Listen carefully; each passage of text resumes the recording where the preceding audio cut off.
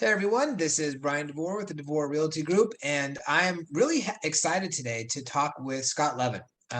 Scott Levin, a friend of mine who does a lot of divorce mediation, but he also does something else. He helps families, not just who are leaving their marriage, but going into marriage with doing prenuptial agreements. And, that's sort of a taboo word for some people. Well, prenup, I'm going into a marriage. I'm really happy and excited to do this. Why would I want to do a prenup? So Scott's going to talk about 5 really important reasons why you should do a prenup, and then we'll have a little discussion about that. So Scott, welcome. Thank you very much for joining us today. Thank you, sir. Great to see you as always. And you as well. So I really was interested in getting into the meat of this. As you know, I'm divorced, and thankfully, didn't have a prenup, but it worked out okay. But you really dialed it down to 5 really important reasons why you want to get a prenup. Let's talk about that. Yeah. So, like you said, prenup can have kind of a negative connotation to it. And I think that the reason for that primarily is that the traditional prenup is drafted by the higher earning spouse and their attorney, and they kind of go into a corner, figure all the stuff out, make it a super one-sided agreement, and then they kind of hand it to the other person, and they're like, "Here, sign here. We're getting married in 7 hours." So there's another way to do a prenup, and just the process of it basically is where someone like me works with both parties and basically asks them a series of questions to elicit answers, and then we kind of draft the agreement together, and then the parties can have a lawyer review it for them. But I am an attorney, and that's kind of how I prefer to draft my prenuptial agreements, where I represent one of the parties, but I'm working with both of them to kind of create a tailored agreement. So we're protecting what needs to be protected, but we're certainly not, overdoing it, and we're really making it like, fair and reasoned agreement. And the first thing that's on my list for the first benefit is that the parties can have a deep dive into their assets and debts prior to marriage. And I think that it can be very, very, very helpful for people to have that conversation about not just what they have and don't have when they're entering the marriage, but also things like, are we going to deposit our paychecks into the same account? Are we going to deposit the whole paycheck into one joint account? Or are we going to leave a little separate? So like all these little discussions really require people to have mature conversations that I certainly didn't have with my wife prior to marriage. But it can be really helpful, and it can be difficult, but it can bring people together because you're really accomplishing your first achievement, which is having difficult conversations about real stuff that matters and working through it to come to a kind of an even ground. So there's that deep dive into the assets prior to marriage, which I think can be really important. Some of the other benefits are ensuring family assets stay in the family. If you have a business or property, protecting your business or your property, especially second marriages, when you're a little older at that point and more established, you might have a business that's thriving, so you can protect that business. Shielding yourself from your spouse to be's debt and obligations.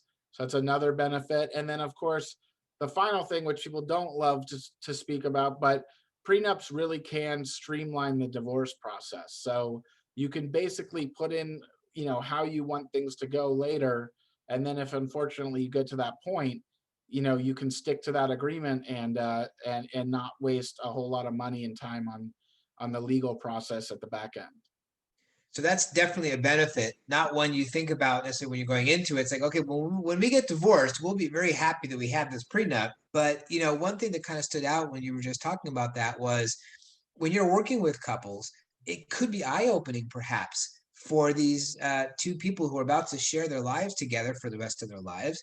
It could be eye-opening as far as what their thoughts are on money, what income they may or accounts they may already have, thing that they didn't think to talk about for some reason. So I really think it sort of pulls back the curtain in a lot of ways on not just what people have, but also how they view money. I unfortunately, in the divorce process, I see a lot of people that never commingled money. And I don't know if that's a generalized statement. I don't know if I feel comfortable saying that, people that keep their finances completely separate during marriage are more likely to get divorced. I don't feel comfortable saying that, but I can tell you that people that don't have detailed conversations about their finances and their goals and objectives seem to end up in my office in the divorce mediation space more often than people that really have like two minds that are working together to create wealth and solutions.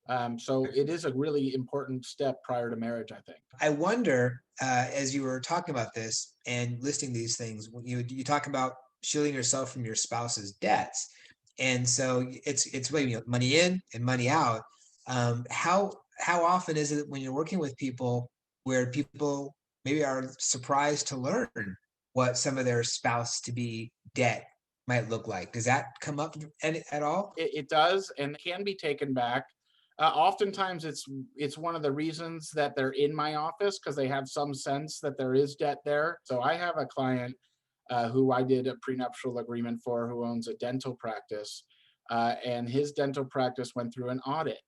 And because of the way that we set up the prenuptial agreement, when that audit was trying to be extended to his wife's assets to reclaim some of those assets from her, the IRS could not do that because of the way that they had separated their estates essentially through the prenuptial agreement. And in the same case, she teenage kids, and one of those teenage kids actually got into a horrific auto accident.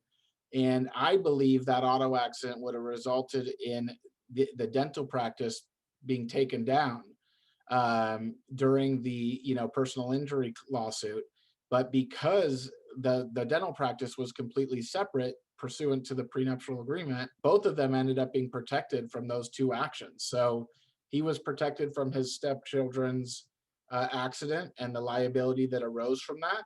And she was protected from the IRS audit of the dental practice, which I think could have resulted in another situation in her having. That's kind of how you can separate the debt and future obligations too. So that those are huge points, because usually when people go into, getting a prenup, they think, well, you don't trust me, you're thinking about getting divorced. But it's not just about how you separate the money when you get a divorce. It's during the marriage, how assets and money can be dealt with. And I always think it's interesting that marriage is really a contract between two parties. That's why when you go through the divorce process, you got to go to court, you have a marital settlement agreement and all that. So it's like a partnership that could dissolve. And when you go into a partnership of any kind, it's smart to have an agreement of how it's going to be, whose assets are coming in, whose debts are coming in, how it's going to play out. So there's no misunderstanding, and you can always kind of point back to that. Personally, I don't think that it means that you don't love the person and you don't trust the person. It means you want to maybe protect the person, protect yourself at the same time. So Mhm. I think it makes a whole lot of sense to do one. I mean, it's not for So everyone, but if you're really thinking logically, and if you both really love each other, then it's something that can help both of you and not affect the relationship in a negative way. Like I right, said, for a lot sure. of my clients could get closer together, especially a lot of my younger clients, become closer during that process because I'm almost being their financial counselor. Well, do you want your 401k earned during the marriage to be a community asset that you both would split, or do you want it to be separate? I mean, these are things that they've never thought about, and no normal person would, other than if they were to seek out that sort of counsel. Great advice, Scott. Thank you very much. How can people reach you if they want to learn more about this? Yeah, so Scott Levin, I am a family law attorney. I specialize in mediation and resolving people's disputes, as well as, of course, drafting prenuptial and premarital agreements. I'm at 858-255-1321, and you can find me at chiefpeacekeeper.com. Thank you, Scott. Thank you very much for your time. Thank you, Brian. Appreciate it.